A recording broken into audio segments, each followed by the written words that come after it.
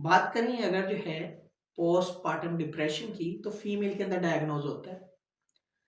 जैसे ही जो है बच्चे की डिलीवरी होती है, तो फीमेल के अंदर जो है एहसासात पैदा होना शुरू हो जाते हैं। एक तो जो है फीमेल की जो है एक हार्मोनल डिस्टर्बेंस होती है। सेकंड नंबर पे जो है सी सेक्शन होता है, एक बहुत तकलीफदा प्रोसीजर से जो है गुजरा होता है। तीसरे नंबर पर जो है हार्मोनल डिस्टर्बेंस होती है। चौथे नंबर पर जो है रिस्पॉन्सिबिलिटीज के लिए जो है प्रिपरेशन होती है कि वो जो है सही तरह प्रिपेयर नहीं हो पाती। और पांचवें नंबर पर जो है कुछ फैमिली के अंदर जो है मसाइल चल रहे होते हैं, वो होते हैं। और छठे नंबर पर सोशल इश्यूज होते हैं। अक्सर जो है फीमेल्स जब फीमेल बेबी को जो है वो जन्म देती हैं, तो बहुत सारी चीजें जो है उनके माइंड में ऑटोमेटिकली आना शुरू हो जाती हैं कि हमारी फैमिली ने तो उम्मीदें लड़के की लगा के रखी थी, इसने तो लड़की पैदा कर दी है, ये हो गया वो हो गया। तो मुख्तलिफ तरह के जो है वो सवालात जो है फीमेल के माइंड में जो है गर्दिश कर रहे होते हैं। फीमेल जो है मुख्तलिफ जो है चीज़ें वो सोच सोच के जो है परेशान होती है। और इसके अलावा जो है बहुत सारी और भी चीज़ें उसकी लाइफ में डिस्टर्बेंस क्रिएट कर रही होती है। कई फैक्टर्स बनते हैं पोस्टपार्टम डिप्रेशन के। और ये अक्सर जो है तब डायग्नोज होता है जब एक फीमेल किसी बच्चे की पैदाइश करती है। बच्चे की डिलीवरी के बाद कुछ स्पेसिफिक टाइम तक 2 दिन बाद, 3 दिन बाद, 4 दिन बाद जो है वो सिम्पटम्स शो होना शुरू हो जाती है। फीमेल अक्सर जो है मायूसी, उदासी में चली जाती है। वहीं कि घर में बहुत बड़ी खुशी होती है, बेटा या बेटी की पैदाइश होती है तो बहुत बड़ी खुशी होती है, लेकिन वो सही तरह सेलिब्रेट नहीं कर पाती। वो अपने साथ, अपनी सोचों के साथ, अपने स्ट्रेसेस के साथ जो है एक जंग लड़ रही होती है और उससे जो है निकलना चाहती, लेकिन नहीं निकल पाती। वो अपने जज़्बात, अपने एहसासात, अपने तासुरात को जो है किसी सेकंड पर्सन के साथ, इवन कि अपने हस्बैंड के साथ भी शेयर करना चाहती है, लेकिन नहीं कर पाती। क्यों? कि वो क्या सोचेंगे? अकेले घुट-घुट के परेशान रहती है। और जो है जिसकी वजह से अक्सर फीमेल जो है पोस्टपार्टम जो है डिप्रेशन के अंदर डायग्नोज़ हो जाती हैं। कई वजूहात बनती हैं, कई फैक्टर्स बनते हैं, बायोलॉजिकल फैक्टर्स बन सकते हैं, सोशल फैक्टर बन सकते हैं, पर्सनल जो है थॉट पैटर्न जो है वो फैक्टर्स बन सकते हैं, एनवायरमेंटल फैक्टर्स जो है वो बन सकते हैं, कई फैक्टर्स होते हैं।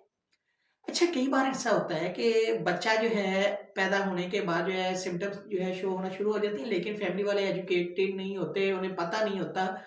और वो जो है घर में ही उस चीज़ को जो है टैकल कर रहे होते हैं। और फीमेल भी जो है क्योंकि अनएजुकेटेड होती है मोस्ट ऑफ द टाइम, तो वो जो है इस तरह की जो है फीलिंग और एहसासात जो है गुज़र रही होती है, लेकिन वो किसी से शेयर नहीं करती।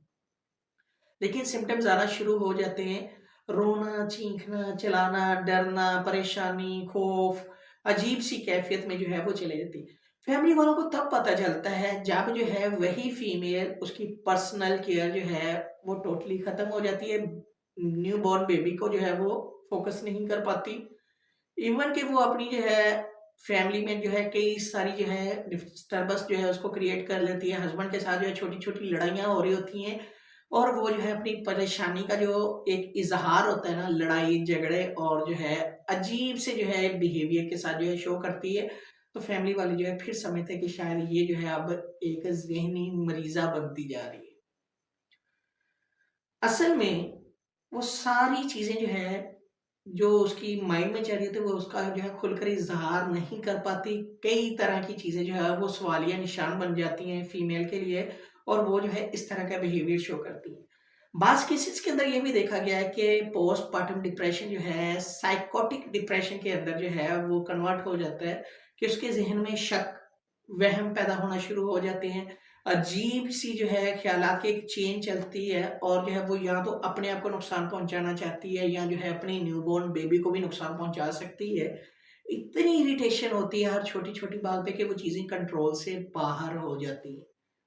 और कई बार जो है ये भी जो है सिनेरियो देखने में आया कि जो है फीमेल ने जो है अपने बच्चे को जो है मारने के लिए जो है छुरी उठा ली है, कोई नोकदार चीज़ उठा ली है, बच्चे को ज़मीन पे पटक दिया है, सरहाना रखकर जो है दबाने लगी है, या जो है उसने खुद को नुकसान पहुँचा दिया। कई केसेज़ जो है अक्सर जब बच्चा पैदा होता है तो उसके बाद जो है वो फीमेल्स के अंदर सिम्पटम्स आते हैं और फीमेल जो है इस तरह का बिहेवियर करती है। शक बहुत ज़्यादा जो है पैदा हो जाता है, तो साइकोटिक फीचर भी उनके अंदर आ जाती है। तो अब जो है इसका ट्रीटमेंट क्या है? अगर किसी फीमेल के अंदर जो है पोस्टपार्टम डिप्रेशन या पोस्टपार्टम साइकोटिक एपिसोड जो है या साइकोटिक डिप्रेशन जो है डायग्नोज हो गया है, तो अब इसका ट्रीटमेंट क्या है? सबसे पहला स्टेप ये है कि साइकेट्रिस्ट के पास जाना है और जो है अद्वियात जो है आपने लेनी है। सबसे पहला स्टेप है। सेकंड नंबर पे अच्छा सा प्रोफेशनल साइकोलॉजिस्ट हायर करके, चाहे वो मेल है या फीमेल है, इट्स अप टू यू। आपने उसके साथ जो है सेशन ऑर्गेनाइज करने हैं, ताकि जो है जो माइंड में उसके जो है सवालात की चेन है, जो गुत्थी बनी हुई है, उलझने बनी हुई है सवालात की, उनको सुलझाया जा सके। साइकोथेरेप्यूटिक प्रोसीजर के जरिए इसका इलाज होना बड़ा जरूरी है। इसके अलावा कपल काउंसलिंग बड़ी जरूरी है। इसके अलावा फैमिली काउंसलिंग बड़ी जरूरी है। तो ये चीजें जो है करने से आनी है। अकेला बाल दफा जो है देखा गया है कि अद्वियात भी जो है असर नहीं करती। फीमेल के पास बैठकर उससे बातें करके बजरिए बातचीत उसके जहन में जो गुबार है, उसके दिल में जो गुबार है, उसको बाहर निकाल के तरतीब में लाकर उसके सामने रखना है। सही और गलत क्या है, आपके जहन में जो फतूर बढ़ा हुआ है, जो सोचें आपको परेशान कर रही हैं, असल में इनका हकीकत के साथ कितना ताल्लुक है, और आप इन सारी चीजों से कैसे बच सकती हैं, कैसे जो है एक अच्छी जिंदगी गुजार सकती हैं, कैसे अपने बच्चे की परवरिश कर सकती हैं, कैसे अपने हस्बैंड के साथ जो है अच्छे रिलेशन मेंटेन कर सकती है, कैसे बाकी फैमिली के साथ जो है अपने रिलेशन को स्ट्रॉन्ग कर सकती है, और कैसे जो है आप एक खुशगवार जिंदगी गुजार सकती हैं। और वो काम करना है साइकोलॉजिस्ट ने।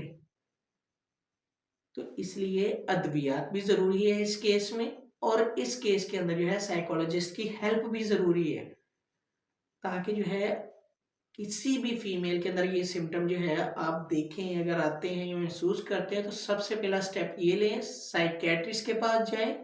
सेकंड स्टेप ये लें कि साइकोलॉजिस्ट को आइडेंटिफाई करें नियर अबाउट, और जो है उससे अपना इलाज करवाने की कोशिश करें।